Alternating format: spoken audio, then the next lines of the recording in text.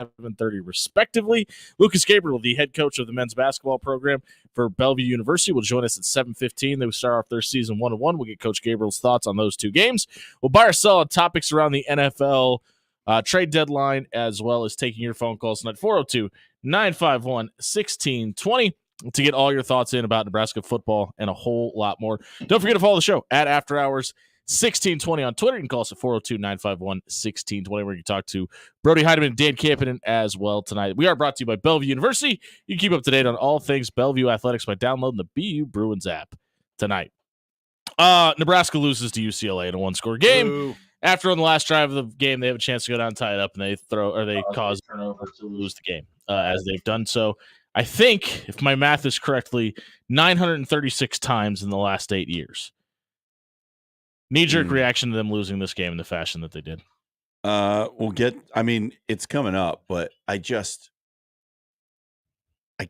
could not believe what I was watching. I didn't get to watch the game until Sunday. Okay. I had some duties on Saturday, so I didn't get to watch it until Sunday. What were you doing on Saturday? It was the last day in town for the in-laws. So we were spending some quality family time together. But so I watched it back on Sunday. I already knew what had happened. I had seen the score. I didn't know how it all happened, but it was just so shocking to me the way it was all going down. How they dominated the game out of the gates, basically. Yeah, the fact that Nebraska looked like they were never in it against a bad team. They were just never in the game until the very end. And you can even debate that they were in it at that point. I don't understand, like, from all of the negative that has come out in the last couple of days, why the offensive line, for some odd reason this entire season, has just gotten a pass. And I don't know if that's because Nebraska fans... Not for me, it hasn't. But I mean, I think Nebraska fans... there seems to be two constants. We talk about everything but the offensive line, and we automatically give Dylan Raiola a pass. And I think a lot of that is because of who he is as a five-star prospect, and the fact that his uncle is the offensive lineman, and therefore nobody wants to rub that the wrong way and come off negatively. But I thought the offensive line struggled mightily in this game specifically, and I think that was the deciding factor. Yeah, I've been telling you all year, I think the offensive line is extremely deficient in run blocking. They're just not good enough at moving people out of the way. They are not good enough in the run game. And I don't think they're very good in the pass protection game either. I think they're okay in pass protection. The problem was UCLA was blitzing on virtually every down. And they were not adjusting their route combinations. They were not adjusting their pass protections to account for that. It was almost like, okay, they blitzed on the previous 7 plays in a row. There's no way they'll blitz on the 8th, right? Like, there were no hot routes. There were no adjustments. And there was senior nothing in the middle of that offensive line that's supposed to be calling out those protections. There was nothing. There were no adjustment. It was like, we're just going to keep running our stuff. Even though our game plan needs to change, we're not going to do that. And it was so baffling to me, the whole thing. I knew that group was in trouble, and this is not a hot take, and I understand that, but like in that overtime appearance against Illinois, where they just sent that free running blitzer, I went, that is a problem. And if they can't get that fixed, that's going to be duplicated throughout the season. We saw it with Ohio State, we saw it with Indiana, and now we saw UCLA do it. And it just feels like if they bring more than 5 guys, Nebraska doesn't have an answer. Well, and some of that also is some of its offensive coordinator scheme-wise saying like, okay, they're blitzing us on every passing down with like 2 extra guys. We have to go max protect, right? Yeah. We have to keep a tight end in plus the back. Let me ask you, any part of the lack of adjustments is their adjustments up until this point were swing passes and screens, and obviously that hasn't been working out very well either.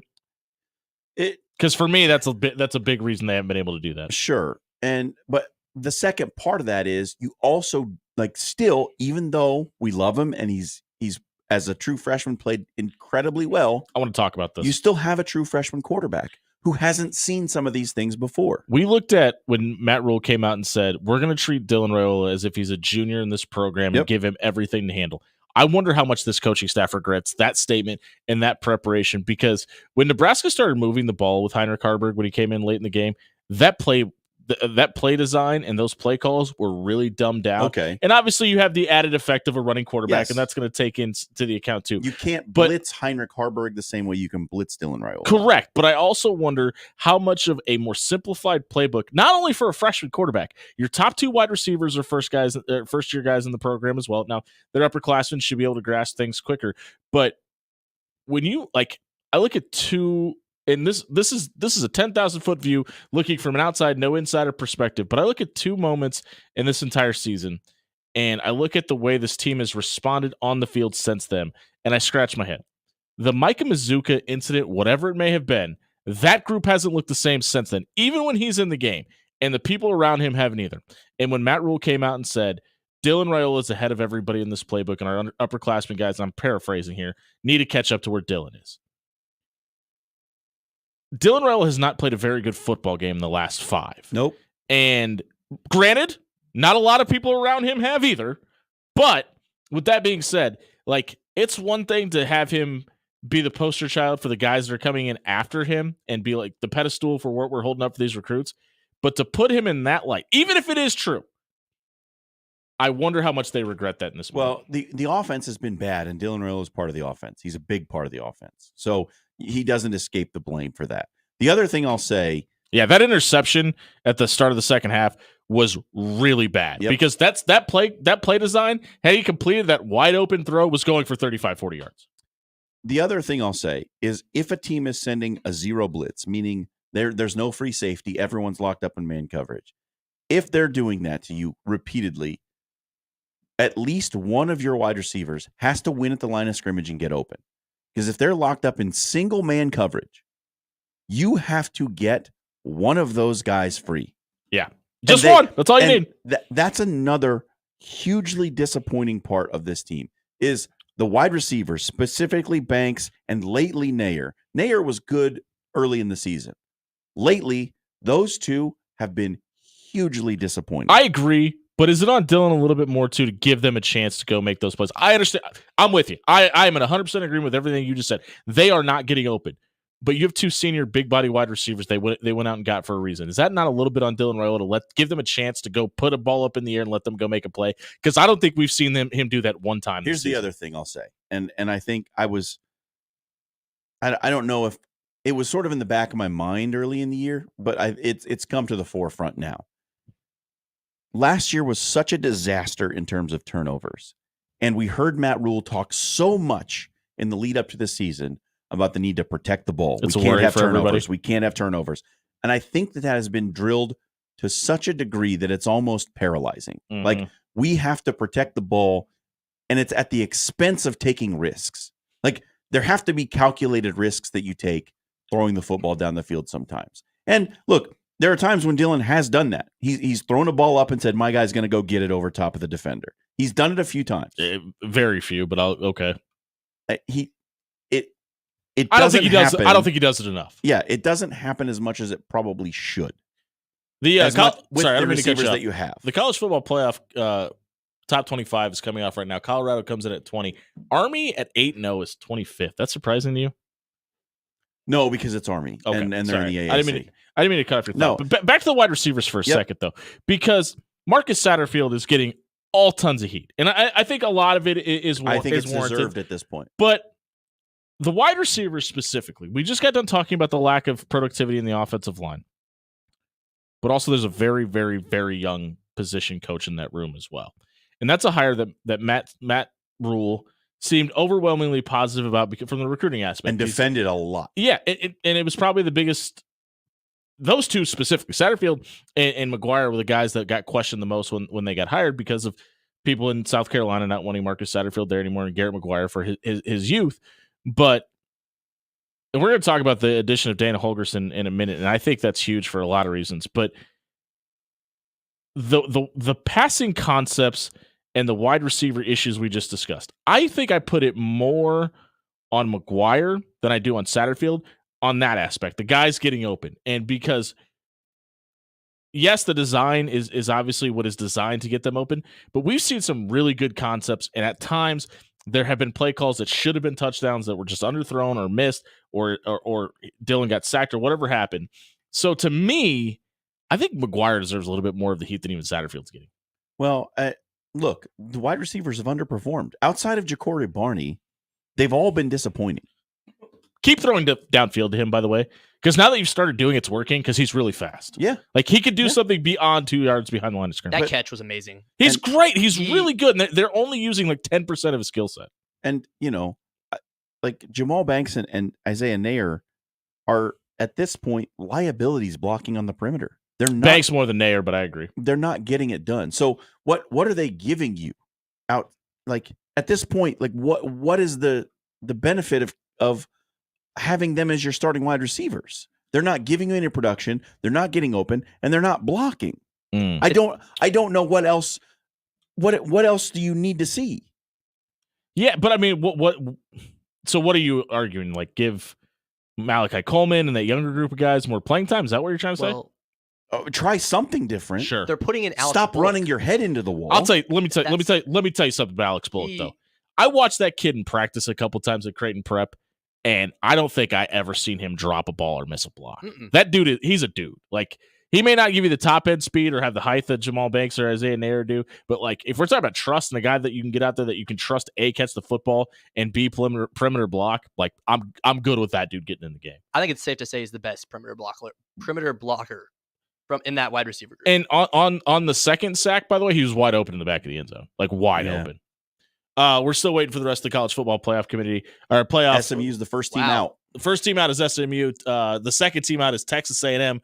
So take that, Trev Alberts. But we'll give you the rest of the bracket as it gets released. I want to talk about the coaching hires that Nebraska has made in the last 12 hours here. And what does it mean for Nebraska long-term? If you missed the opening segment tonight, check it out at soundcloud.com/after hours 1620. It was brought to you by our friends at Controlled Comfort Heating and Air. And it's almost wintertime. You don't want to be hanging out with Jack Frost in your living room. So schedule a maintenance appointment to get your HVAC unit looked at by Controlled Comfort so you can be prepared to not freezing this winter. Head over to controlledcomfort.com, schedule the maintenance appointment so you can have a peace of mind about your furnace, as well as make sure your AC unit is ready to go for next summer as well. Controlledcomfort.com, book your maintenance appointment tonight. We'll be right back. Give you the smoke here on 1620 Zone.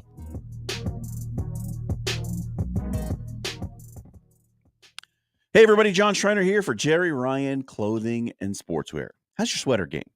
Dan's sweater game is on point. If yours is not, then you need to get yourself over to Jerry Ryan Clothing and Sportswear. They got all your needs for the fall gear. You got quarter zips, you got the sweaters, you got the long sleeves, you got all the good stuff as we head into the colder temps. And you can get some of those quarter zips, some of those vests. Maybe you still need a polo if you're going to, take the jacket off when you get to the arena with Nebraska or Creighton logos on them. And Jerry Ryan is your headquarters for all the good brands. Johnny O, Mizzen and Maine, Peter Millar, all your favorites, easy to care for. You're going to look great. And if you need a suit, it's the best fitting experience in the Midwest. They're easy to find, 78th and Dodge, and tell them the After Hours crew sent you. It's Jerry Ryan Clothing and Sportswear, dressing Omaha for over 50 years.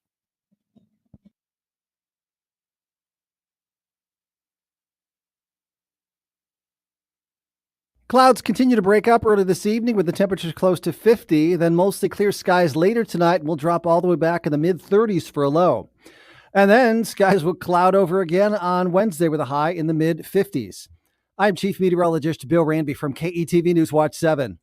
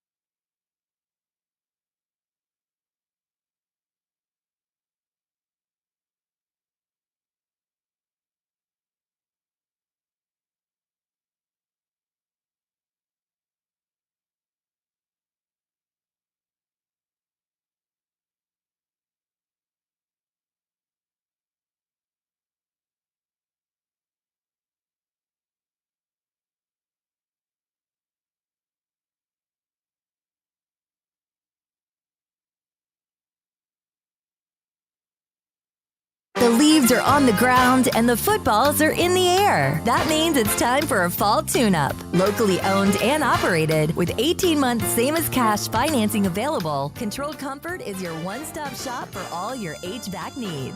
With over 350 five-star Google reviews, Controlled Comfort is the cream of the crop. Head over to ControlledComfort.com for all your HVAC needs today. Controlled Comfort keeps it under control. Yeah.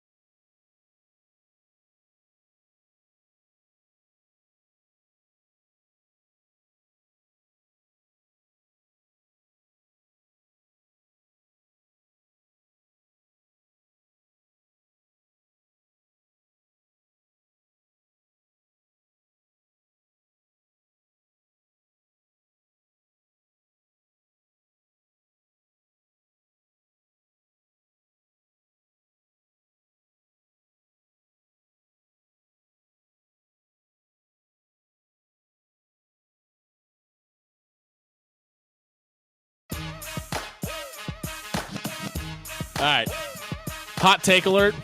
The college football playoff is going to be a lot of fun. Dude, it's so cool. Games are being revealed. As it stands right now, obviously all the subject changed. Notre Dame heading to Happy Valley for a home playoff game in Beaver Stadium. Probably in awesome. the snow. You would get Alabama traveling to Austin as the playoff bracket continues to unravel. We will get you the rest Indiana at Tennessee. Boise State, Alabama, Notre Dame, Indiana, Tennessee, Penn State are 12 through 7. BYU has been announced as the 4 seed, as they are the leader in the clubhouse of the Big 12 right now as well. And then Indiana would head to Tennessee, a home night game at Neyland Stadium for a college football playoff. Killer. That would be incredible. But before we get to all that, we have to talk about the hires that were made at Nebraska today. And we are brought to you by Bellevue University. Head over to bellevue.edu, register for classes, and become a Bruin tonight. Dana Holgorsen gets added to the staff. And I have to wonder if this is a thanks, Marcus, for your time. We're going to let you finish out the rest of the season, but we're going to bring in somebody to fulfill that seat. Because remember, he was in Lincoln back in December. It was thought that it was going to be a done deal, that he was going to be on this staff, and then it all went quiet, and we never heard anything more about it. Dana Holgorsen never took a job anywhere else, obviously. Yeah. And I have to wonder if he was expecting a full-time offensive coordinator position down the road. That's exactly what and happened. They couldn't promise that, and that's why this is happening now. But the other flip side of this is both Marcus Satterfield and Matt Rule openly talked about wanting to implement the huddle and have a huddle team. We saw that on Saturday. To a detriment. They refused. There was no sense of urgency. There was a ton of huddling up. There was a lot of time taken off the clock where Nebraska was down 2 scores, and it came back to bite them in the rear end. And I wonder if they felt like they needed to go get a head coach to help Matt Rule out. Somebody Matt Rule can have a former head coach in the room that he can bounce things off of. But not only that, help with a 2-minute offense, help install things that if you need sense of urgency, if you need to move the ball down the field, and obviously with passing concepts, that can help out in that room as well. Yeah, it's interesting. I actually think something slightly different might have happened. I think they wanted Dana Holgorsen to be an offensive analyst. Yeah. They wanted him on the staff. And I think he was kind of holding out for perhaps an offensive coordinator job somewhere else because he wasn't going to get Sure. the one at Nebraska. And he may have been in talks with some other schools about their offensive coordinator position. And then when it came time for the season to start, nobody had pulled the trigger. And Nebraska was like, you know what? We're not going to insert you into the mix right now. But don't block our number. Are you surprised with the timing in which this happens? I mean, like, Not at all. I am for this reason. Nebraska's already had a bye week, coming off of a loss. Mhm. So I thought that it would have made more sense, and maybe it was a, hey, we feel like we can give this more time and water it, and let's see if it grows. But to me, that's a really bad look for Matt Rule to pull the trigger now versus then. I don't think so. I don't. No, I don't feel like it's a bad look. I think that given what he said after the game on Saturday about needing to look at everything, needing more. There's nothing I won't do Yeah. to make this program win. Right. Needing to get more eyes on things and some different opinions. I think it lines up perfectly with what he was thinking after the game. Yeah. As far as a bad look, like that first bye was sort of in the, like, Nebraska was still feeling good at that point. Sure. Even though they had lost that game. Yep. Right. They were still like, okay, we stumbled. Everything's Yeah. still in front of us. We've still got a lot of season left. No need to hit the panic button. I think it would have been a bad look if he had done it then, Sure. honestly. Okay. What about the addition of Phil Snow to this? A guy that's been a DC for Matt Rule at 3 previous stops, including Carolina, Temple, and Baylor. And I mean, a lot of people thought Tony White was going to be a head coach next year. I don't know if that's the case anymore. Why? Did you watch the Indiana game? I did. And I still feel like that's an outlier. Okay. I feel like they got completely outcoached specifically on that side of the ball against Illinois. And I think that the game plan in which UCLA came out with was the exact game plan that Indiana had, and it still worked just with lesser talent around them. I don't know. I still think that Tony White's a good defensive coordinator. I still think that I do too. I just don't know if he's going to be a head coach. The defense is still a pretty strong unit. I mean, the numbers still say Nebraska's a good defense by almost every metric. I think it's just, again, back to what he said. Like, we're going to get more eyes on this thing. We're gonna leave no stone unturned. We're going to try to figure out how we can be better. And look, it's just what you said. It's a guy that Matt Rule trusts, that he knows, that he's worked with for a very long time. I don't think Tony White is in any trouble at all. I just think that I don't think he's in trouble with being fired. I just don't think he's going to have as many opportunities as he did at the end of last season. maybe not. I mean, he could have taken the UCLA job by all the reports that we've heard. So I don't know. I feel like this is all hands on deck. We have to figure out how to win one of these last 3 games. I wonder when we look back at Matt Rule's tenure, whenever it ends up coming to an end at Nebraska, whether it be on a positive or a negative note, how much we're going to look back at the lack of being able to hire Jake Pete when they wanted to, and not getting Dana Holgorsen when they wanted to, and how those two non-hires look at the end of the Matt Rule run. Because obviously they thought they had their quarterback coach in Jake Pete, and Marcus Satterfield was basically forced to be the quarterback's coach last year, and he wasn't ready for that role, self-admittedly.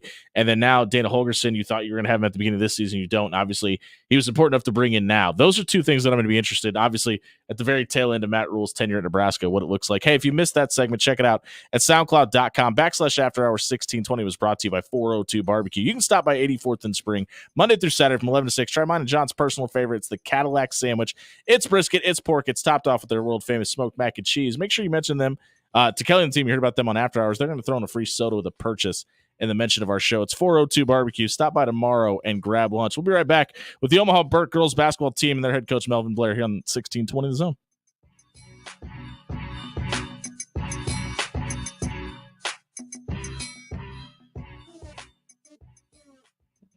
Hey, everybody. John Schreiner here for Bob at Williams Law.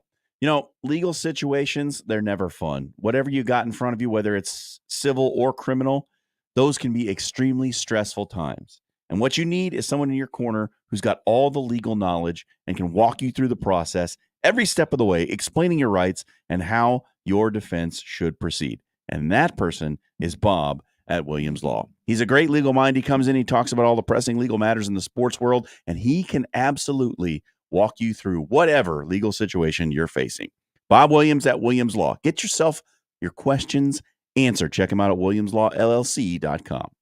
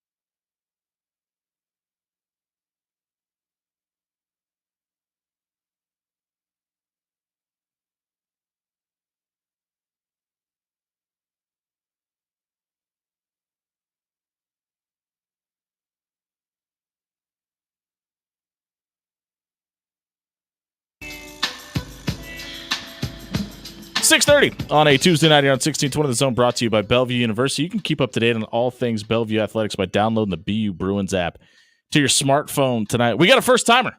The head coach of the girls basketball program in Omaha, Burke Melvin Blair, joins us in the studio. Coach, thanks for being here. Oh, thank you for having me. You brought Heaven Ketchum with you and Haley Pitzel with us tonight. We're going to talk to them about your program, but we got some questions for you first. Just 5 wins a year ago, but you close out the last 2 games of the season with close losses to Omaha South and North Platte. What did you see from this team at last year that you feel like you can make portable this year and build upon successfully? Well, one of the things I really saw was just the girls really being committed to the end. Even when things got tough, with our numbers being so low last year, with just girls coming out, but the girls worked hard every second, and they even tried to even play through injuries, and so which is very impressive with just their heart that they showed. What did numbers look like last year, and where are you guys at this year? Last year we had about 8 girls Mm. total in our program, and so it was really tough. I'm dealing with a couple concussions and going up and down each and every game, not showing who we're going to have. This year we're going to be pretty young. We have a lot of freshmen coming out this year. Probably looking at about at least almost a dozen is what I'm thinking. And so we're just keeping after it each and every day, trying to recruit more girls. That's incredible. A dozen compared to 8. That's great. So when you're bringing along those younger players and they're forced to play in some spots that maybe they wouldn't normally be, what are the important things to you to remember when you have so much youth on a squad like this? Patience. Patience is huge. Recognizing that there is going to be a learning curve, and recognizing that if they're committed to showing up each and every day, that our focus is just getting better each and every day. Putting in the work, putting in the time, and staying committed to each other and being the best teammates possible. This is a question we've asked a lot of the coaches that are struggling with numbers, but how many of your players are showing up to practice for the first time and really playing organized basketball for the first time? Oh, that is so interesting. Right now we're in preseason workouts, and so we don't really get a chance to do a whole lot of work with them, but we get to observe as coaches. And I would say a lot of them are showing up first-time players. Wow. And so it's interesting. I talked to my reserve coach today, and she says, "So this is what I'm going to be working with." And I'm like, "Yeah, this is what you're going to be working with this year." And she says, "I'm up to the challenge." That's And awesome. so I just love that part of it. As for your varsity squad this year, you do have a couple of returning players. What are your hopes for them as we get to talk to a couple of the older players on your team? The first thing is just for them to love on the young players. Let them know that they're a part of something bigger than themselves, and recognizing that they are role models for them, and that they can be role models not just on the basketball court, but also in the classroom, in the hallways, and in the community. I'm just listening to you talk. I can hear, and you talk about loving on players. I can kind of feel your passion for the game. Where does that come from, being a coach for you? Honestly, it really came from just recognizing when we moved here quite a while ago, back in 1996, there was such a big discrepancy between uh, girls sports teams and boys sports teams. Yeah. And recognizing the need to really get in there and get involved, and step up to the plate and accept the challenge of creating a place where girls can play and compete just like boys. I want to ask about your leading scorer. You get her back from a year ago. Is it Lanicia, correct? Lanesia. Lanesia, I'm Yes. sorry. She's not with us tonight, but she's your leading scorer a year ago. You get her back this year. How big of a deal is that for this team? I think it's huge. I mean, I think the team really counts on her to put the ball through the hole, and I think the other part of it is really her being a role model to kids that even with someone who's not very big as far as in size, but has a lot of heart, that they can do the same thing, and they can follow in her footsteps. If there's an 8th grader out there listening to this interview right now that's debating on where they should go to high school, why should they come to Omaha Burke? I would say we have a lot of diversity. We have a lot of interesting programs at Burke that a lot of other schools don't have. And then one thing I can say is that we have room for you. Sure. And so if you're willing to play, you're willing to commit, we have room for you, and we welcome everyone, no matter what level or skill level you're at. Well, we'll talk to a couple of your players now, Coach. We appreciate you joining us. Now we're going to talk to Heaven Ketchum, who joins us in studio as well. Heaven, good, step up to the microphone for us. You're senior this year. What would it mean to you to turn this program around and leave your last year at Omaha Burke in a winning way? I think it would mean a lot to me and the team, especially because last year we faced a lot of adversity and we lost a lot of players last year, and we have a whole new team this year. So I think it would mean a lot if we could win. Can you take one more step forward for us there? You just get a little closer to the mic. There you go. When you look at last season and how things went, and I mean, I'm sure you look back on things and say like, oh, I wish I would have done this differently or that differently. I guess the question is like, do you have regrets from last year that hang over, and how do you deal with those?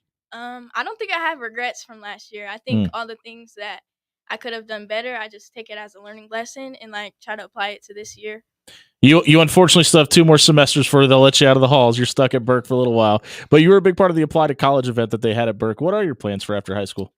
After high school, I want to go to college, and I want to major in marketing and business and hopefully do something with that. Do you know where you plan on going? Nope, not yet. Okay. All right. Tell me about your game. What's your favorite part of basketball? How do you like to play the game? My favorite part of basketball is definitely shooting. All right. Yeah. I noticed those 3-point attempts from last year. Yeah. What are you looking forward to the most about this upcoming season? Probably just getting to play with the girls. Like last year, we didn't really have a lot of people, so I'm excited to play and have fun. Well, thank you for being here tonight. We'll go over to one of your teammates to talk to her. Haley Pitzel is joining us in studio tonight as well. Haley, you played in every single game a year ago, and you've got a ton of experience under your belt at your time at Burke. What happened a year ago that'll prepare you the best for this season? I think the playing game that we lost against South Mm. by 1 point, even though they don't have a team this year, that's something. Sure.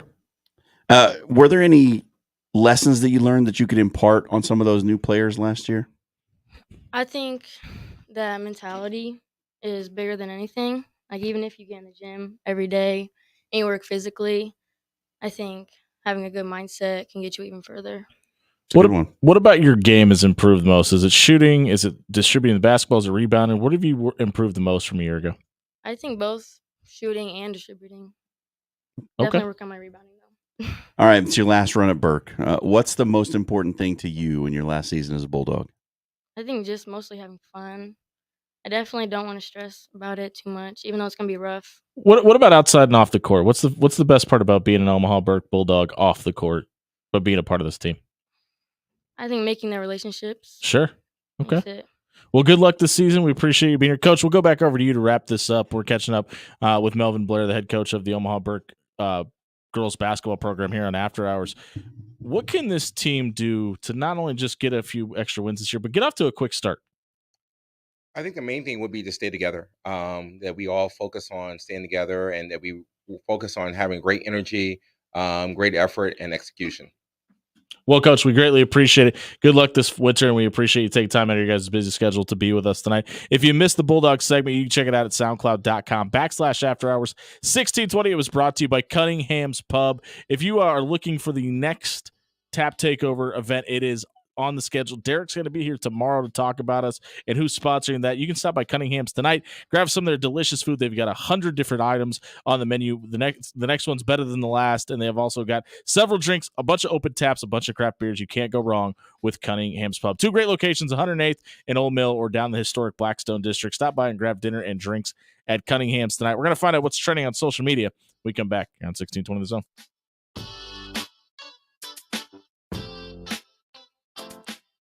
Hey, everybody, it's Jimmy Allen here for Forsman's Finest Decks. Did your house used to be the talk of the town in your neighborhood?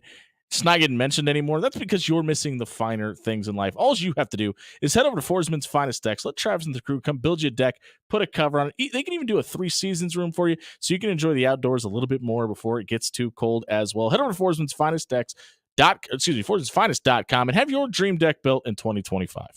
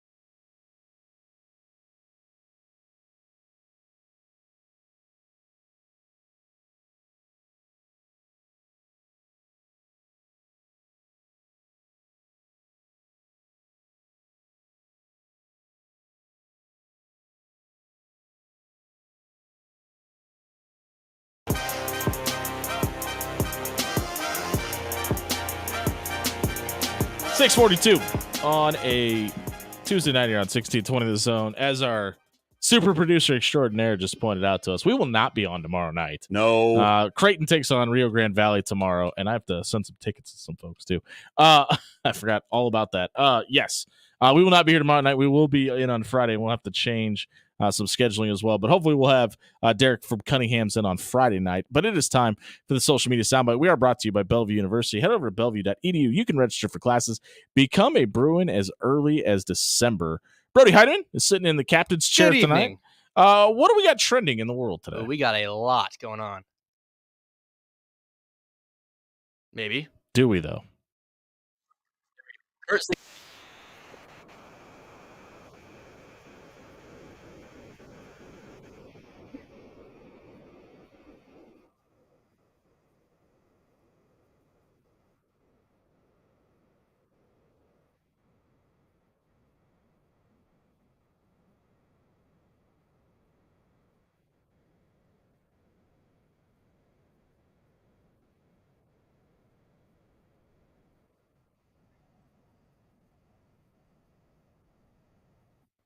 That's Kirk Signetti talking about the type of players he likes to recruit to Indiana, and they are trending because they are ranked number 8 in the country, but number 9 in the college football playoff because of the conference championship lineup.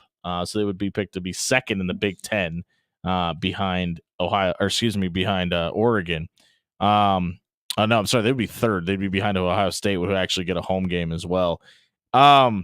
The top 12 goes as follows: 1 Oregon, 2 Georgia, 3 Miami, 4 BYU, 5 Ohio State, 6 Texas, 7 Penn State, 8 Tennessee, 9 Indiana, 10 Notre Dame, 11 Bama, and then the Boise State Broncos would get the group of 5 championship The coveted 12th appearance. spot.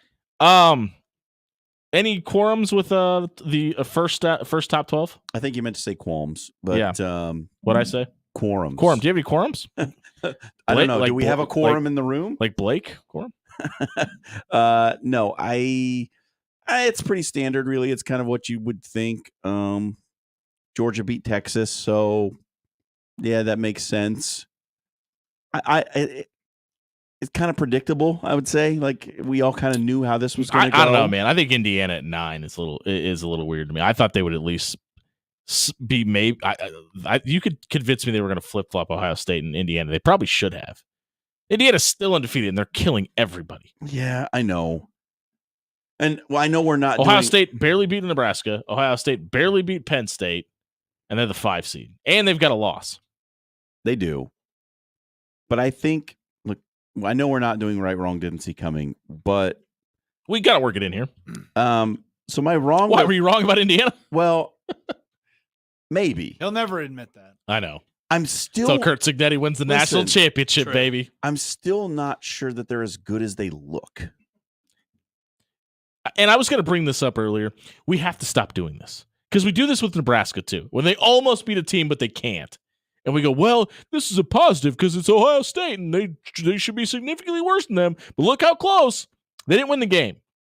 Indiana is not only finding ways to win games, they're crushing people. They got off to a slow start against Michigan State on the road, and everybody went, "Oh, here we go. This is the slip up we've been waiting for." And they end up winning by 30 points. We have to stop doing that around here because we do it with Nebraska way too often. We're like, "Look how close they are. They're really close." No, they're not close. I don't do that with because Nebraska. when Ohio State needed to, they pushed the throttle up and they scored. And when Nebraska needed to, they crapped down their pants. Yes, all true. We will find out. Like Indiana's got some big games coming up. We'll find out. Do they make the Big Ten championship in your opinion? If they do, I will issue a full apology. That's not what I asked. Do you think they will? Because they've got Michigan at home this weekend. They have to go on the road to Ohio State 2 weeks from now, and then they finish out the season with Purdue at home that they're going to beat by 90. Yeah, I mean, it sets up for them even with one loss. If they lose to Ohio State, then you've got a log jam of teams, and it's the same problem that we're about to have in the ACC. Is this the best year for divisions to have gone away? Because I really think it is. It's like the worst year for divisions to have gone away. Look at the top 4 teams in the conference would all been in. Okay, I guess Oregon would have been in the West, but Oregon would have been the de facto champion of the West because they're going to win out, obviously. And then you have Penn State and Ohio State play each other already, and Indiana needs to play each other. So you're getting the best two teams no matter what. But here's the thing: is you could end up with a whole bunch of teams with one loss in the conference, and now you have to go down this absurd tiebreaker list to find out who gets to play in the conference. You're saying championship because if Ohio State beats Indiana, and Indiana then beats Purdue, if they beat Purdue and Michigan, then you have Penn State. Well, Ohio State has a win over, so they've already got that win. And if Indiana beats Ohio State, they're in because they're undefeated. But still, you could end up in a situation where all of these weird tiebreakers come into effect, rather than having like just this team won their division. Now, I think this Ohio team won their division. I think Ohio State beating Penn State put all of that weird, specifically in the Big Ten, put all those weird scenarios to bed. And what if Oregon slips? Well, they've got the head-to-head win over Ohio State. And then if Ohio State beats Indiana, you'll have 3 teams with 1 loss.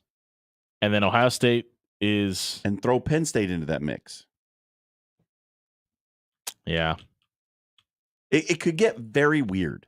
Like I talked about this in my rant segment on Friday about the problem we have in the ACC.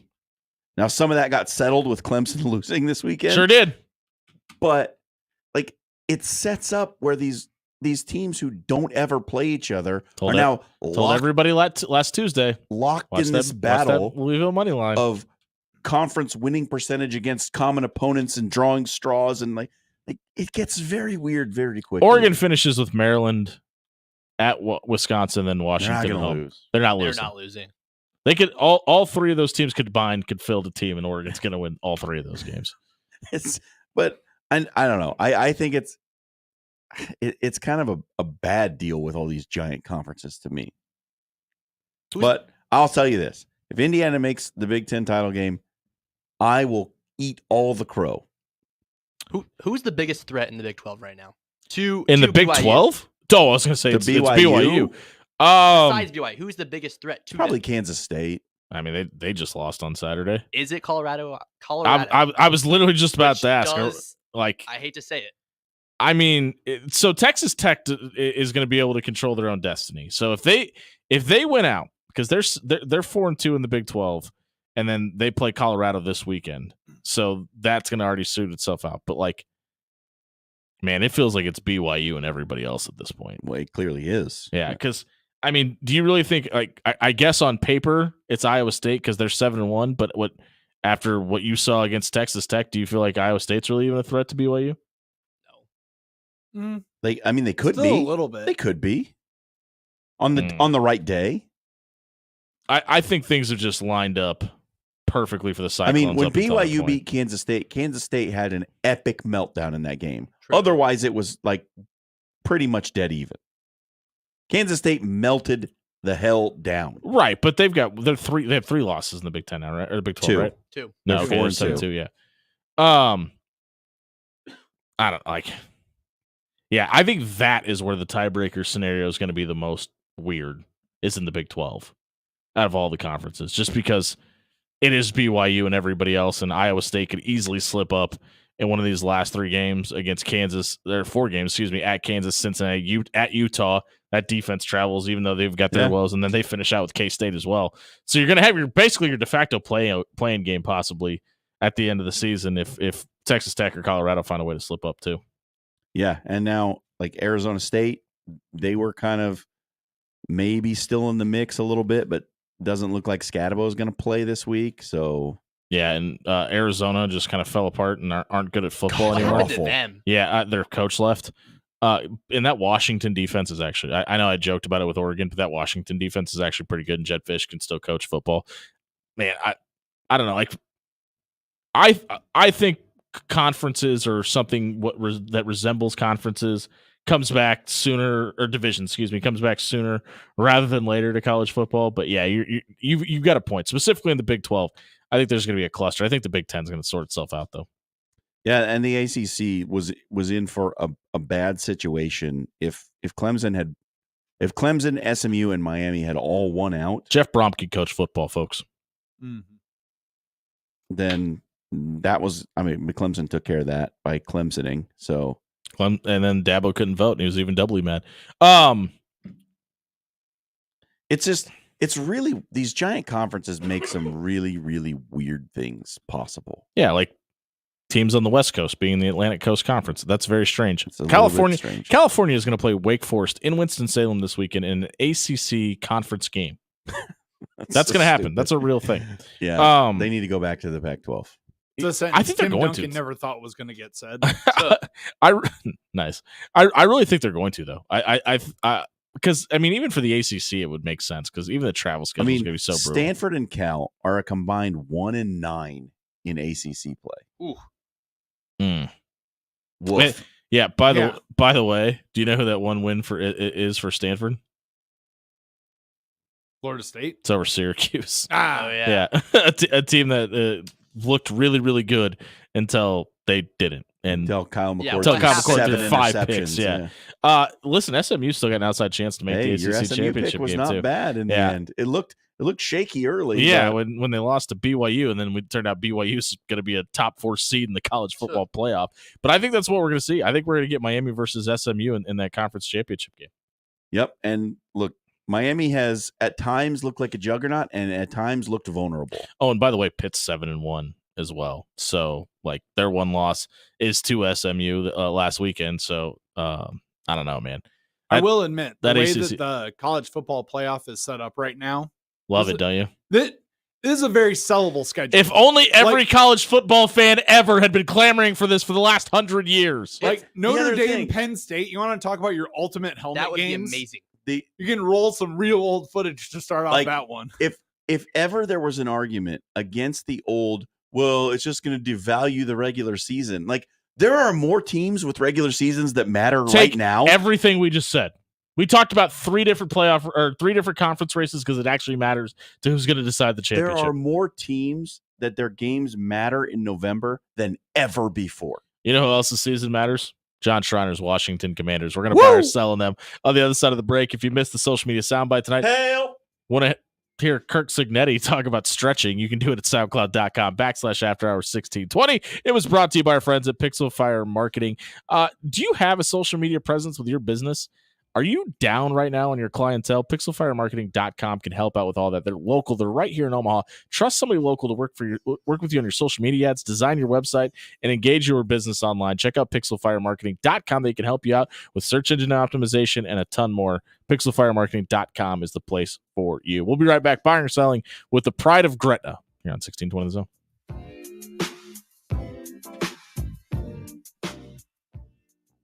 Hey, everybody, it's Jimmy Allen here for AX Plumbing. Speaking of locally owned, AX Plumbing is locally owned right here in Papillion. They're right in the outskirts of Omaha. They can help you in North Omaha, downtown. They can help you out in Papillion and Gretna. They help everywhere. They're a giant help to me. They've been out to my house twice in the last 6 months. They fixed a tree root problem. My daughter broke the toilet off of our wax ring. They came out, got the toilet off, got the wax ring replaced, and got it back and fixed within 20 minutes. They can help you with your home or your residential property. They can do it all. Check out axpservice.com and book an appointment with AX Plumbing tonight.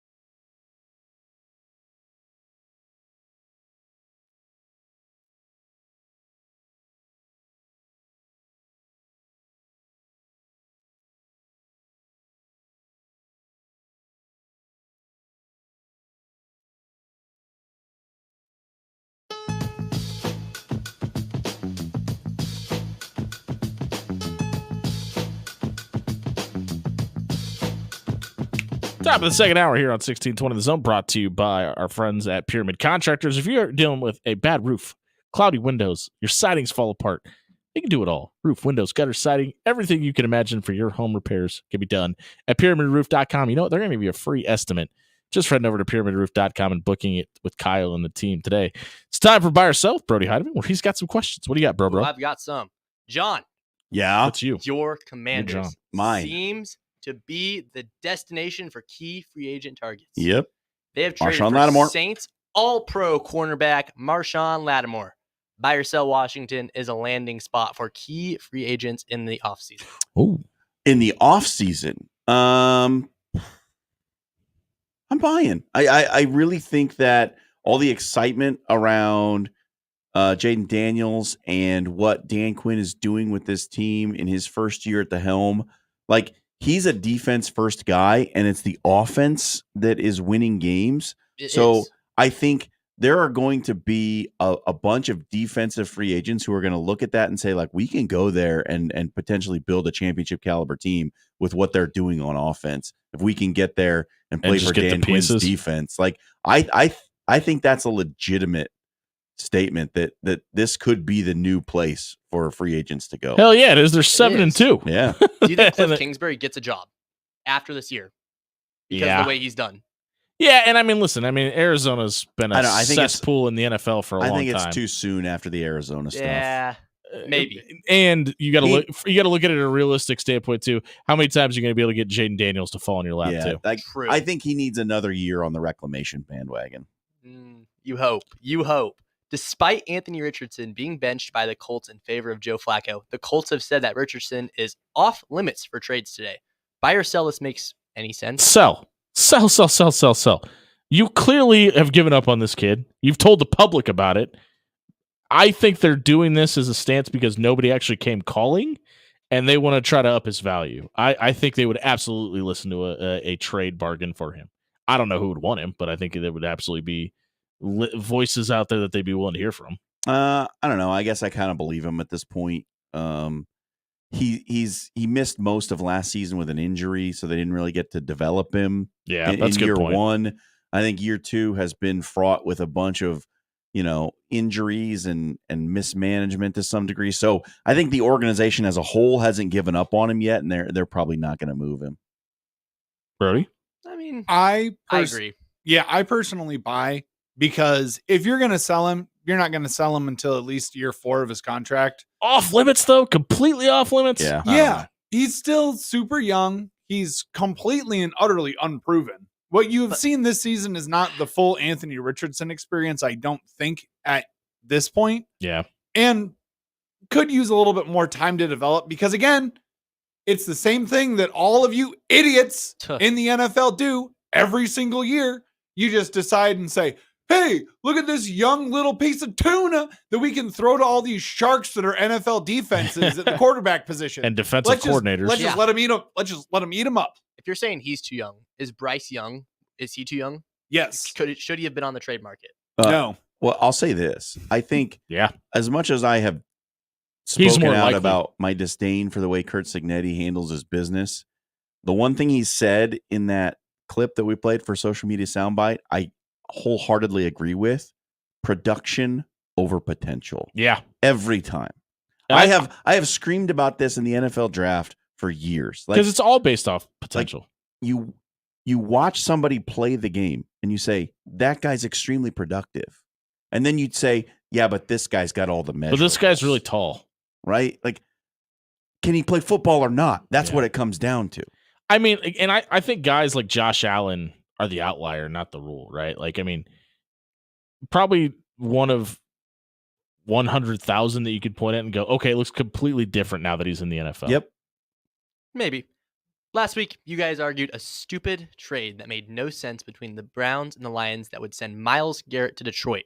They got former Pro Bowler Zadarius Smith and a 7th rounder for a 5th and a 6th rounder.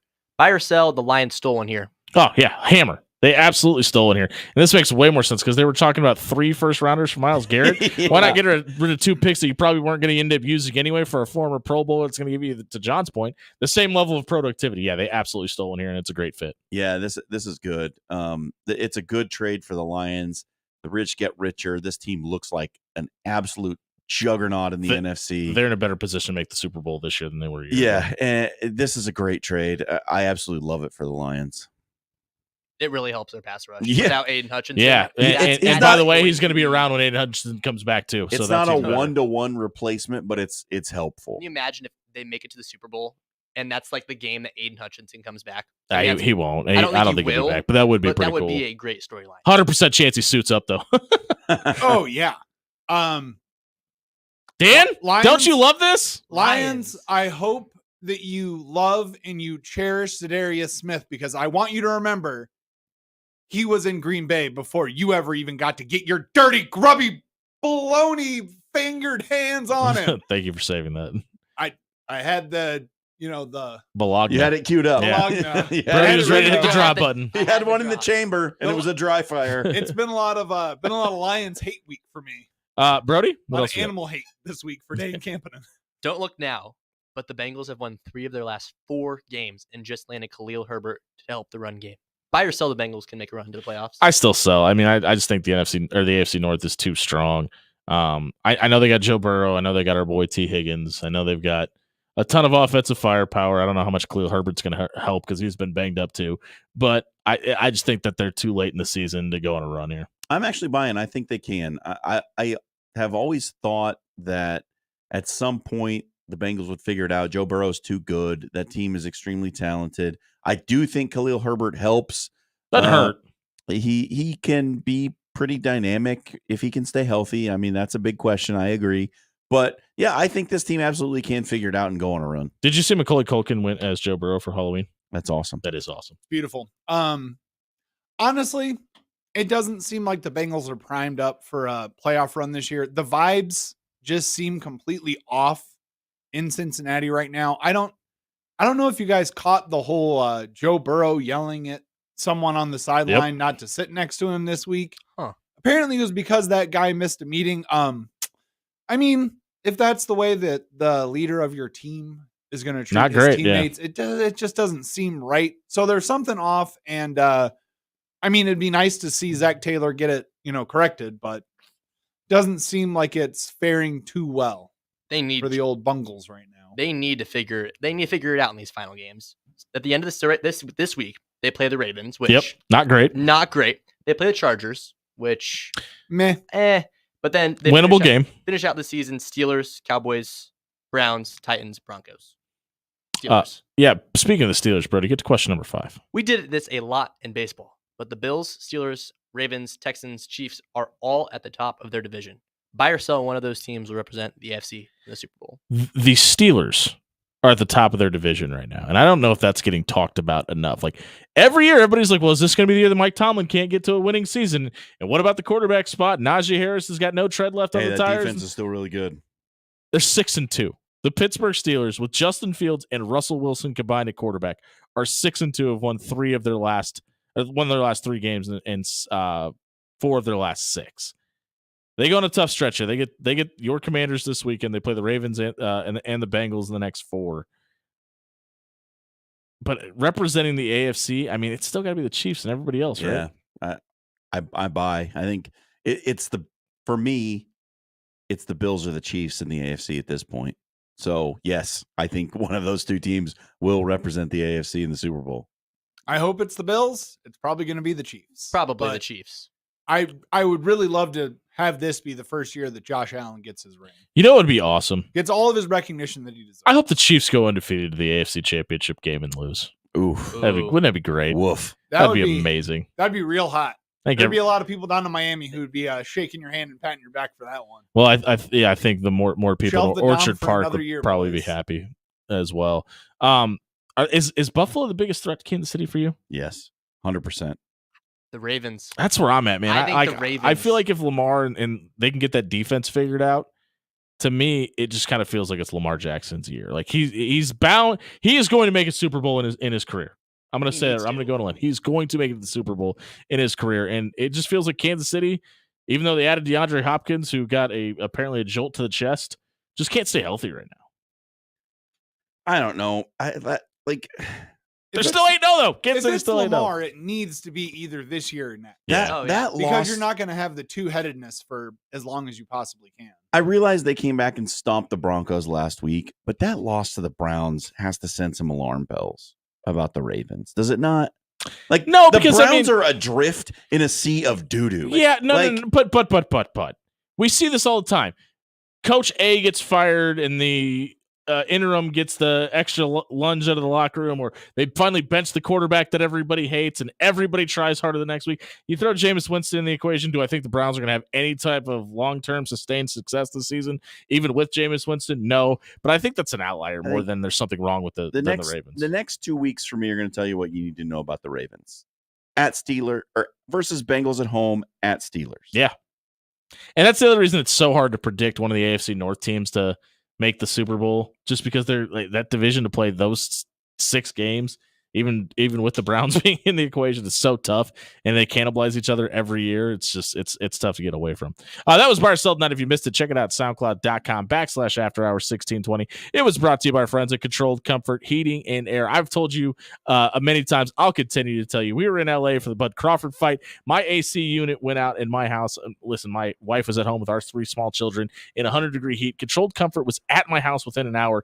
They fixed the problem within an hour of that and had our AC unit back up and running. If you have problems with your HVAC unit this winter, whether it be your furnace or your AC, Controlled Comfort is the way to go. Head over to controlledcomfort.com. Work with Tony and the crew. They'll come out, they'll diagnose your problem, and fix your HVAC issues long term. Head over to controlledcomfort.com and book a maintenance appointment tonight. We'll be right back with Lucas Gabriel, the head coach of the men's basketball program from Bellevue University, here on 1620 Zone.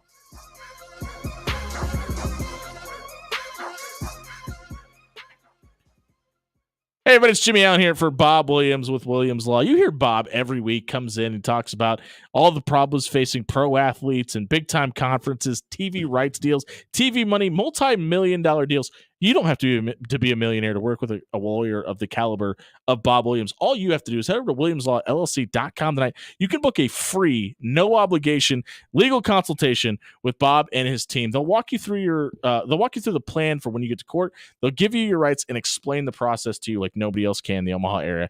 Head over to WilliamsLawLLC.com tonight and book a free, no-obligation legal consultation with Williams Law.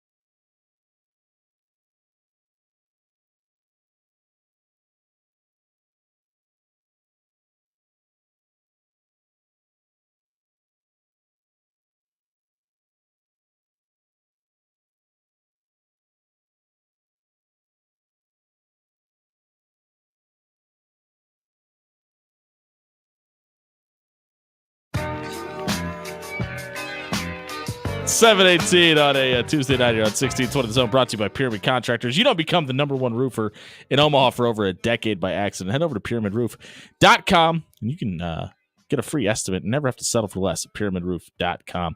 Lucas Gabriel, the head men's basketball coach at Bellevue University, joins us in studio. I got to ask, because me and Mick Krepsky were debating this on the call for the very first game of the season. 9 seconds left on the clock. You guys have 99 points on the scoreboard. Willie Williams gets a steal, goes off and dunks it, crams it to get to 101. Got triple digits on the board against Oakland City. Did you like that? Hate that? Not really care? We want the real answer. Yeah, if I'm just being honest, it's college basketball, and if you don't want to get your butt kicked, then you need to be better. Sure. When teams are beating us by, if it doesn't happen often, but when we're losing by 20 or whatever, I don't think the other coaches feel bad for us and they tell their guys to take their foot off the gas. Like, to me, we want to instill a style of play in our guys that we're playing as hard as we can when we're in between the lines for 40 minutes, and we're not looking at the scoreboard. We're just going to play our style, and we're trying to get as good as we can every single possession, because for us, every warm-up, every rep, every practice, every game, no matter if you're winning or losing, it's all about getting as good as you can get so that you can be firing on all cylinders come March. That group of guys was firing on all cylinders on the bench for that first game. How much was the discussion about getting to triple digits happening over there on the sideline? I wasn't really paying attention to it. Sure. I felt like we were. You got some chirpers, though, that might let you know. Yeah, I felt like we were stuck on 99 forever. 4 minutes, by the way. Yeah. It just seemed like I was getting a little bit more frustrated with how we were running our offense, so because like I said, it's just about getting better every single possession. Sure. And to me, I wasn't really thinking about scoring 100 points. It was more about, why aren't we executing the last 4 minutes? Me and Mick take a little bit of credit for that, because at like the 5 minute mark, we said, there's no way they're not going to get to 100 at this point. So we'll take the blame for that. Hey, you were right, though. We got there. So I imagine there's kind of two ways this could go, but leading up to the season, I imagine, is like a really stressful time being a coach, because until you see the live bullets, you don't know how your team's going to respond. It's a new team every year. You can't step in the same river twice. Right. So how do you feel after the season started? You get a couple of games on your belt. Is it relief? Is it like, oh my gosh, we've got still so much work to do? How does it make you feel like once you get through that first weekend? That's a great question. For me, it's excitement. For a while, I call it the dog days, that when you're in August and September and you're close to playing outside competition, but it feels like you're playing against yourself forever. Yeah. So when you finally get to, we had our first outside opponent was Iowa Western, actually, in a scrimmage. We had a closed door scrimmage, and then obviously this week in Oakland City. And to me, it's just like, finally, let's play somebody. Let's see where we're at. And it was great playing Peru State. They went to the national tournament last year, Yep. and they return a lot. They had their leading returner score, and they got us, and we learned a ton about ourselves. We got exposed in some areas, and now it almost makes planning practice easier, because now we know exactly, they found some chinks in our armor and things that we got to clean up. So now we have a very dialed in sequence of drills that we're doing to fix our problems. It's great. You win the first game 101-52. You lose the second game 51-65. Obviously, two stark contrasts there. Do you feel like this team is more that first team or that second team, or is it somewhere happily in the middle? Well, we don't know, right? Sure. We hope that it's more towards the first team, right? Yeah. I think you end up averaging 101. You might win a couple games this year. No doubt, right? So this is what I think. I think that you're not always going to shoot 75% from three. And I think on night one, we had some fool's gold. I think we took some bad shots and we made them. And then we got going, and Oakland City is not as good as Peru State, frankly. And so we got going against a lesser opponent. We did some things that we're not supposed to do, and we got away with it. And that's what I mean by the fool's gold. Yep. And so then night two, we play a better team, especially defensively. And we're going back to that well where we had our fool's gold, and all of a sudden it's not working. And then you're behind, and now we're pressing, and now we're doing things we weren't doing the night before. And all of a sudden it just kind of tailspin out of control. Right. So I think that we can be closer to what we look like Friday night at going forward. But, we need to fix some things, and we need to recognize that part of what we did Friday night, we got away with doing things the wrong way, and we were rewarded for it. And we have to recognize that and not act like we were just perfect on Friday. Does that make sense? Yeah. Perfect. I think it's an interesting discussion about, when you see the things, you have those weaknesses exposed, and you start to design your practices around where you need to get better. That's an obvious choice, right? Like any sane person would do that. Of course. I wonder where the balance is between like saying like, okay, we need to change these things versus this is how we play, this is our style, this is our identity, and how you strike that balance there. Yeah. And so for us, I think it's more number two of what you said. We have our identity, we have our style that we want to play. And I think what was exposed is we went to the game field and said, we're not running our offense correctly. We're not rolling hard enough in the post. We're rolling 2-3 feet and getting post catches 15 feet away from the basket instead of 2-3 feet away from the basket. Why aren't we rolling hard? Why are we, our big philosophy in our program, we want to play inside out, for example. We want our threes to be inside out because, metrics, it's just a higher percentage three-pointer, right? We took having TJ Fritz doesn't hurt either. Yeah, that helps. But we took 15 threes against Peru where the ball never came close to going near the paint. So coming down, jacking up threes, and we did that the night before too, but we made them, so we got away with it, right? The second night, a little bit tired legs, back-to-back night, we got exposed. We jacked those threes and we missed them all. I think we were 2 of 15 on our what we charted for our or 2 of 13 on threes where there was no paint touch first. And so we went back to the film and said, hey, we got to play the way we play. We're an inside out, back in, back out type team. Back in, we just want to keep going until we get that shot we want. And at practice yesterday and today, we worked really hard on being stubborn about rolling our post players, rolling inside, penetrating, jump stopping in the paint, really creating those inside out possessions that we want.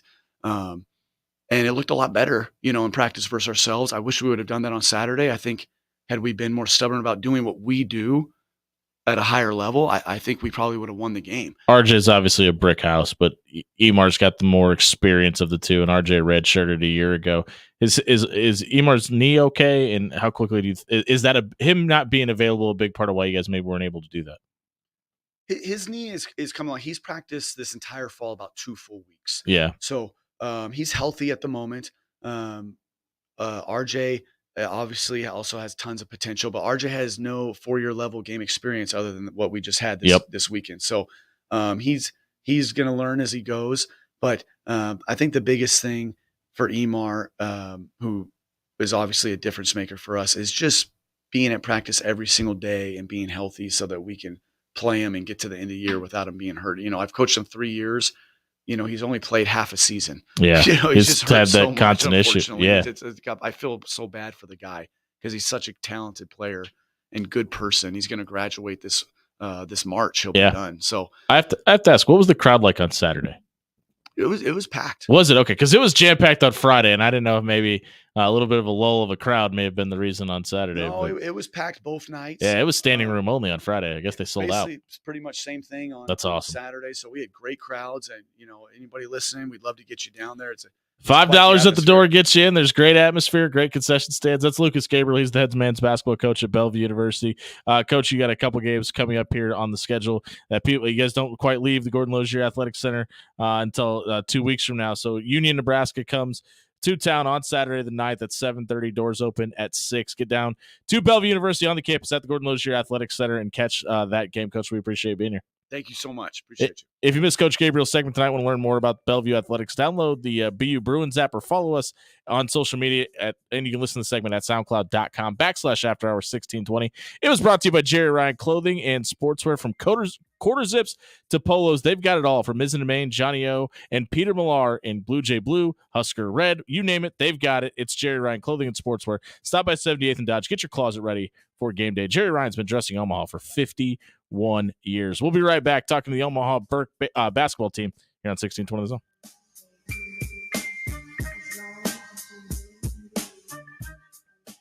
Hey, but it's Jimmy Allen here for Pepper Jack's Grill. You know what was for dinner tonight? It was Pepper Jack's. Thank you to Pepper Jack's for hooking up all the guys at the After Hours Lounge with dinner tonight. I got a steak rice bowl with onions, mushrooms, green peppers on top of it. I got the spicy ranch. It is so good it should be illegal to sell. There's Pepper Jack's at 10 great locations throughout the Omaha area. So if you can hear my voice, you're probably by a Pepper Jack's. Stop by a Pepper Jack's and grab dinner tonight.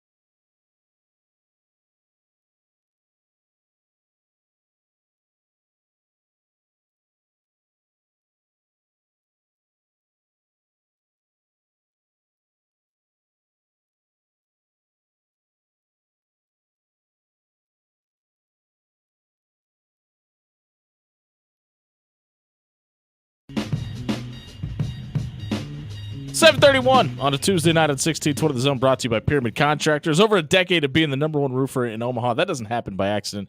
Check out pyramidroof.com. Book a free estimate. You never have to settle for less. The Omaha Burke basketball team joins us in the studio. The head coach, Caleb Ward's with us. He's brought Jay Swoboda, Nate Vereen, Burton, and Ryan Rummel with him. Guys, we appreciate you being here. Thanks for having us. Thanks for having us. Coach, 5 wins a year ago. How difficult was it to put that 2024 season in your rearview mirror and start looking ahead to this season?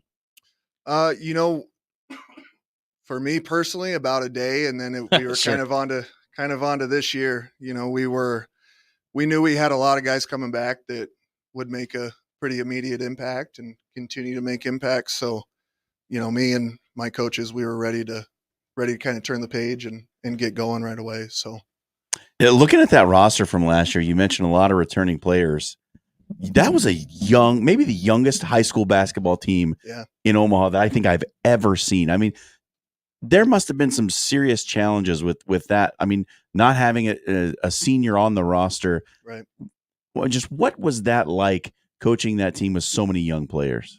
Yeah, it really was kind of 2 challenges for us. We didn't have a lot of senior leadership as far as numbers, but what we had, they did their best to kind of lead these young guys. But it really gave these guys and the rest of the guys we have coming back the opportunity to kind of learn early and grow early and quickly and kind of take leadership roles early on. Landon Foster started as a freshman. Ryan Rummel started as a junior. Nate Verine's been a 4-year varsity guy. Javen's, poised for a big year. So I think kind of that opportunity of having such a young group really kind of will set us up for this year and beyond. I think anybody looking for the 10,000 foot view, and you kind of said, hey, we moved on really quickly, but look at 5 wins and how quickly you said you moved on, say, that must not have been a very fun experience. But when you talk about having that much youth and the building blocks of building a winning program, Right. as far as coaching, is it a little bit fun when you're going through it like that and finding out how the pieces are going to need to fit to make this successful down the road? For sure. Me, it really is, I really enjoy it because, you appreciate the seniors that we had last year, but you really kind of make more of an effort to really start to build relationships and connections with our younger guys, because you only get them for 4 years. So Right. the earlier Nobody's redshirting at Burke. Right. Exactly. Yeah. And if we could, we would, but, we took that as an opportunity to, like I said, build those relationships early and kind of help, build the groundwork. I know it sounds cliche, but I think it was a really good opportunity for us as coaches and for those guys to learn early and kind of take some lumps for sure, but I think we'll be better for it. You talk about these guys learning. I'm sure last year was a learning process for you as well. For sure. What were some of the lessons you took and helping to build some of the core tenets of this program going forward? I think for me, and I'm sure these three would agree with me, is I'm a big relationship guy. I don't think that you can really get anybody to play for you hard or get the most out of them if they don't trust you and believe in you. And I would hope that these three guys would agree. And I think anybody that I've coached or interacted with would agree with that. And I think that's kind of been the one thing that I've always tried to, put first is that relationship piece and building them up and, you're going to have to tear them down at some point, right? Because it's varsity basketball. Yep. But when you can give them 2 things to work on and one thing that they screwed up on, they're going to definitely take that thing they screwed up on with a grain of salt. Talk to us about some of those guys that help build those relationships. Who are some of your assistants that help make this thing go? Yeah, so Caleb Hale is. He helps. Caleb Ward helps. He Yeah. does. Caleb Hale, varsity assistant. Him and I started at Burke together the same year with Kevin Cobbs at the freshman level.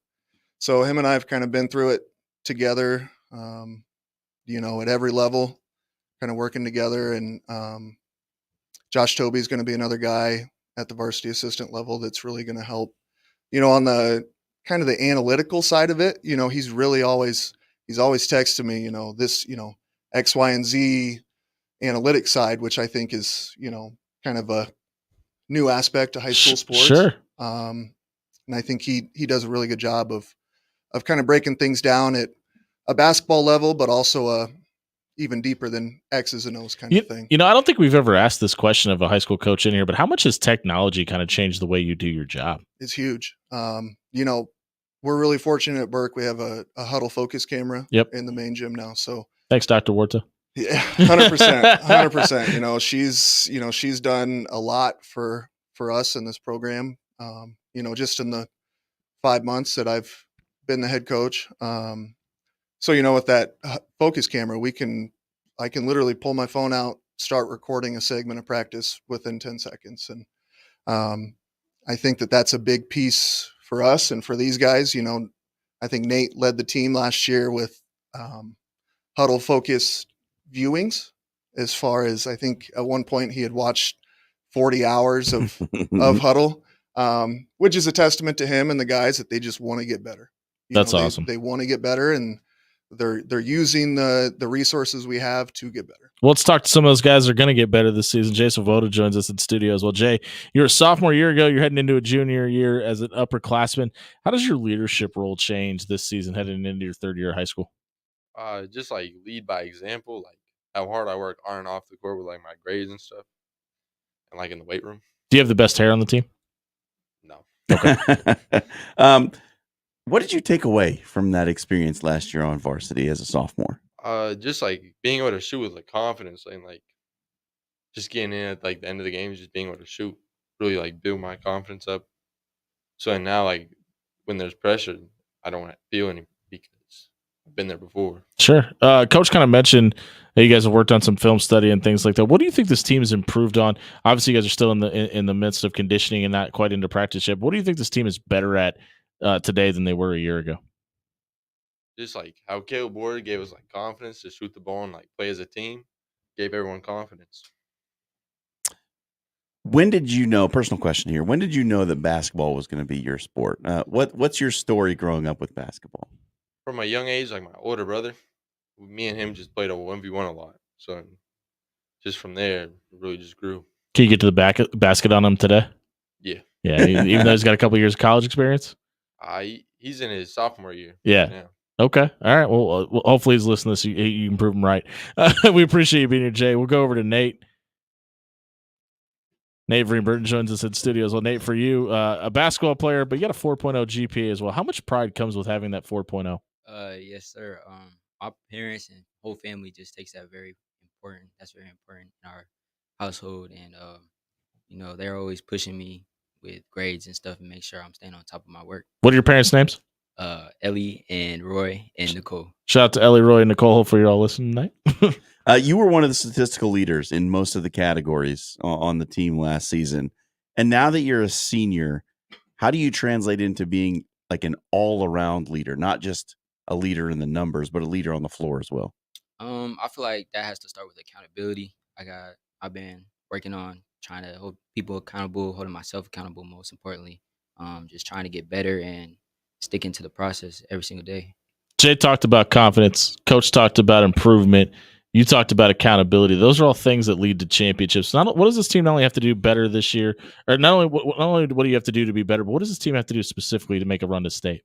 I feel like we just got to capitalize on both ends. Last year we did a lot of good things, but we weren't able to finish them. Like, get open shots, not being able to knock them down, or getting good defensive play, but not being able to grab the rebound. I feel like this year we're really focusing on being able to capitalize on our mistakes and just on both ends of the court. You were all Metro honorable mention a year ago. What do you have to do this year to remove the honorable mention part? I feel like this year or this summer, I've been just working on my body and working on my jump shot. I just been steady improving. Been in the gym almost every single day. Been in the weight room almost every single day, and just keep on shooting, trying to become consistent. What's your squat? My squat is 315. All right, that's a good number. He just started going back to the gym, so now he's a gym guy. Have you thought about life after Burke yet? What does life after high school look like for you? Definitely going to college. Definitely want to play basketball in college.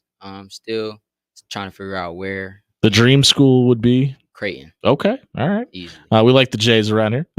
Hey, Nate, we appreciate it, man. Good luck this winter, and thanks for being here tonight. We'll go over to Ryan Rummel, who finishes out the Burke Bulldogs that are in studio. Ryan, basketball and soccer. How much does training for both help? Dual sports definitely helps a lot. Going out and keeping the conditioning up, going out and being with a new group of guys. Which conditioning is more difficult? Definitely basketball. Okay. Because it's more high intensity. Soccer, I mean, I'm the goalkeeper, so. Oh, okay. I was going to ask if you'd be saying that if Coach Ward wasn't here with you tonight, but if you're the goalkeeper, I understand. Yeah, I'm just back there, but being the goalkeeper does help with communication because absolutely you see everything, and you're the guy who's got to call that out. If you don't tell your defenders where they need to be, you're going to be paying for it. What's your squat? More than Nate's. There it is. That's the right answer. He's got the microphone. and Nate does not squat 315. Oh, okay. No chance. Ladies and gentlemen, that's called a fact check. All right. So it's not easy to go through a season like you guys did last year and the way it finished down the stretch. When it was over, what was that feeling like, and how long did it take for you to kind of get past all that? That feeling sucked. Yeah. Watching that shot, hearing the buzzer, going back to the locker room, seeing guys cry, be emotional. You've never seen them like that before, and it did hurt, and it took a while. But once we got back to workouts in the summer league, playing with the guys again, we felt motivated. We felt like it's not going to happen again. We play them at home this year, and we expect to do the job this All year. right. So, yeah. That game is still part of the class of 2026's legacy, and you're only a junior, so you're going to be back for one more year. What do you want your class's legacy at Burke to be in 2026? I want our class to be an example Mm. for the incoming classes. Not like, we go out and we score all the points and do all this. I just want to, like, showing up to practice on time, correcting your mistakes. If you miss a layup that you should have made, do some push-ups. You say a cuss word, do some push-ups, right? Get the play back on defense. Just be accountable, like Nate said, and just be there, be a role model, because you never know who's watching. What's your favorite cuss word? No, don't answer that. Don't answer that. I'm just kidding. I'm just kidding. Basketball training is interesting to me. I was not a basketball player. I was a wrestler. So it's a sport that's about chemistry and feel and working together, but there's also so much individual skill that you need to be successful. So I'm wondering how you balance like working with the guys and building that chemistry versus just making yourself the best player you can be. I think the chemistry aspect is probably the most important, because no matter how many shooting drills or ball handling drills, no matter how much you do, if you don't have chemistry out there with your guys, you're not going to know who's going to be in what position, who's comfortable with taking what shot, who you need to talk to after a bad play. You just need to be there for them, and you have to work with them. If you're not working with them, you guys aren't a team. You're just sharing a court together. You're not a squad. What time is first period tomorrow? 7:40. Okay, we need a video on Twitter before 7:40 of you and Nate both doing squats for 315 to get a proof on the internet. We appreciate you being here tonight, Ryan. Coach, we'll go back over to you to wrap this up. We're catching up with Caleb Ward in the boys basketball program at Omaha Burke. Coach, you can't help but notice the camaraderie in this room. You talked about building the relationships and stuff like that. When you have two guys that are one's an upperclassman, one's an underclassman that can joke around and do that kind of stuff, what does that mean to you to have that kind of relationship? It really makes it worthwhile. Yeah. The time that I put in, and I'm away from my family, and my staff is away from their families, for them to know that these guys and everybody in our program is really bought in and enjoy each other. It makes it enjoyable for us, for sure. We asked this question earlier of Coach Blair, but if there's an 8th grader listening to this that's contemplate where to go play basketball for their high school career, why should they come to Omaha Burke? I think they should come to Burke because of these three guys right here. They've stuck through, the rough times. They've had successes together. None of these guys really are guys that people in the Metro would look at and say, what team would they be on? But we look at them as really our key guys for the program, and I think that's important for them to know that they're valued for us. And, the times that we've had the last, 7 years since we really have been competitive, to be honest, have been tough. But, those three looked at it, and they gave us a chance. And I think it's important for any young guys in the Metro and in OPS and outside of OPS to realize that we will stick by you. And, we only want the best for you, and we'll do what we can to make you successful. What's it going to take for this team to put Burke basketball back on the mantle in the Metro? I think these three guys really all highlighted it pretty well. I think the chemistry, I think the accountability piece is huge. I think just, like they've done for 4, 3, 2 years, sticking together with each other. You get on that court, you get in the locker room, you're at practice, it's you and 11 other guys. Can you squat 315? Well, a little bit more. Okay. All right. You could probably throw another 50 on there. There you go. I think I could still push it up a couple times. Yeah, I love it. It's a flex. Coach. Go ahead. Sorry. No, I appreciate these guys, and I appreciate, our crew and our program for sticking with each other and Well, thanks for reaching out and making sure we got you guys in tonight. It was a ton of fun. That was Caleb Ward, the head men's basketball coach at Omaha Burke. If you missed their segment, check it out at soundcloud.com/afterhours1620. Was brought to you by AX Plumbing. Home or residential, they can do it all. Check out axpservice.com for all your plumbing, water heater, gas piping, or backflow prevention issues. AX Plumbing is locally owned and operated. They'll leave your home or business cleaner than they found it. Check out axpservice.com today. We're giving you the last call and win you some money as we head out on a Tuesday night here on 1620 Zone.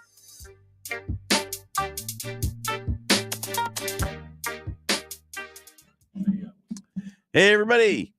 John Schreiner here for Cunningham's Pub and Grill. Well, we're not on tomorrow because we're preempted by, yes, Creighton basketball. They're on the radio tomorrow, so you won't get your daily dose of Wing Wednesday. But we're doing Wing Wednesday on a Friday this week. That means on Friday, when we tweet out the picture of the wings, you retweet that, you follow us on social media, you're going to be entered into a drawing to get $25 gift card to Cunningham's Pub and Grill. Get yourself some wings free of charge by winning that gift card. The smoked wings at Cunningham's, I cannot recommend them enough. They are my favorite wings in town, and I'm not just saying that.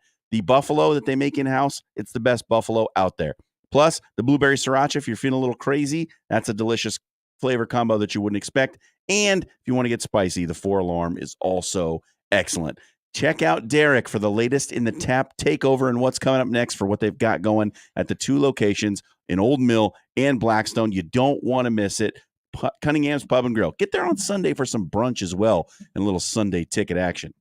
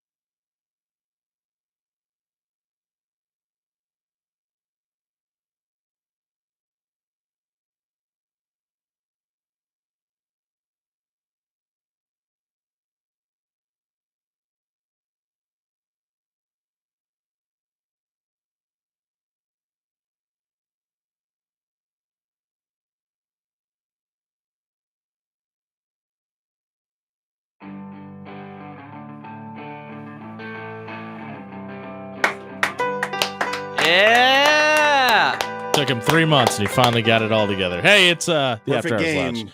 Yeah. Brody Heidemann, perfect game. Finishes the ninth inning, closes Finally it got out. that 27th out. Finally, I'm not Galarraga. It is the After Hours Lounge. We are brought to you by our friends at Pyramid Contractors. If you're going through winter with another cold set of months where you can put your hand up to the window and feel the wind coming through, that's not how you're supposed to live, folks. Head over to pyramidroof.com. Book a free estimate. You never have to settle for less at pyramidroof.com. It's time for last call. We're going to give you 3 picks here. We're going to give you 1 game against the spread, 1 over under, and 1 prop bet in college football this weekend. I'm going to go ahead and start us off. Florida is not as bad as everybody's been telling you. They're plus 21 You've been and a half. telling us that Florida's bad. No, I've been on the Billy Napier's not getting fired bandwagon since July, sir. Actually, plus 21 and a half in Texas, way too many points. I think we've learned that this Florida team is better than we thought they were. Texas is banged up right now. Gators at least cover that 21 and a half. I will take the under in Miami and Georgia Tech. Yes, I'm taking the under in a Miami game. I understand that they don't play defense in South Beach. I get that. 63 and a half is just too many points, and Georgia Tech's offense is beat up right now. Give me a tie at halftime tomorrow between Northern Illinois and Western Michigan. That's plus 3,200. Okay, nicely done. Nicely done. Alabama appeared in your playoff rankings today. That they did. They were ranked. Drum roll here, please. Number 11. 11. Alabama's not making the playoff because okay, they're losing to LSU this weekend. Give me LSU plus 3. Go Tigers against Alabama. Brody, it looks like you're that shooting me game on the is stream, by the in way. Death Valley. What? It looks like you were giving me double guns. That game's in Death Valley. You don't walk into Death Valley at night and get a win. LSU's going to win this game. I got Duke, North Carolina State. The over-under's 52.5. Duke actually plays pretty good defense. This is going under. I think 52.5 is too many. I like the under in that game. And then I got a Thursday night sicko special for you. That's what we love on the After Yeah, Hours. baby. App State, Coastal Carolina. Ooh, real sick. The first half over-under is 30.5. Give me the over. I'm taking the over. Listen to this. In their last 3 games, App State has given up 48, 52, and 34. And that defense has improved from a year ago. By Coastal the way. Carolina in their last 3 has given up 43, 37, and 39. This thing's going over 30.5 in the first. What's the over under for the whole game? 947? 62.5. Yeah, not enough. I'll take the over in the first half and by the end of the game. Dan, close it out. Yes, Ohio State is playing Purdue this weekend, as they're in bad. they don't know how to play football. More like Purdue. Give me the over of 52.5 in that game. Pretty sure that Ohio State could do that all alone. Nice callback. Army against Our the spread. Army? Like the United States Army? Yes. Our Awesome. Army. The Army Academy. They're going to be out there with guns and bombs, and they're going to beat North Texas. Seems problematic. Wow. Minus 5.5 is the line there. I have a feeling that Army wins by a lot. Yeah, and the fact that they're ranked 25th, I think there's going to be a couple chips on people's shoulders too. And then for my prop bet of the week, you know how much I love my team totals. Indiana is going to go over 31.5 points against Michigan. Ooh. Like it. I love it. Michigan's defense is still pretty good. Do we give an update on the election right now? Do we No. feel like John's opinion No. matters about Michigan's defense, considering that he's on the Indiana's not that good hype train? I have said that I may be wrong about Indiana. I'm ready to entertain that I could be wrong about Indiana. Buddy? That's You're fair. wrong I think about we Indiana. give Indiana 2 weeks and we see how they fare against Ohio State, because that's going to be their true Name a first good game team of the that year. they've played. Indiana? Yeah. Nebraska. I'll name a good team that they're going Nebraska's to not play good. in 2 weeks. Yeah, he said good team, Brody, not a football I'm team. sorry. Not the most questionable team of all. True. I mean, None of them. None. Not one. UCLA. Not good. yeah, they beat them by a lot. But that's the thing, is they're beating not good teams by a lot. And I think that matters. That matters. That matters. But here's If they what I'm beat saying. Michigan on Saturday, you're going to say the same thing? This is what I'm saying. If they go out and hammer Michigan, I'll admit that I'm wrong about Indiana. Michigan sucks, though. But they have a good Michigan's defense. 5-4. They have a good defense. Their offense is troublesome. to say the least. Hey, if you missed any of the After Hours Lounge Night, check it out at soundcloud.com/afterhours1620. Our picks now are brought to you courtesy of Warhorse Casino and Sportsbook off 63rd and Q. Slots, table games, and yes, their Sportsbook is now open. If you or someone you know is suffering from a gambling problem, call 402-806-7344. For Brody Heidemann, Dan Campion, and John Schreiner, I've been Jimmy Allen. We celebrate it every night, but happy National Redhead Day, everybody.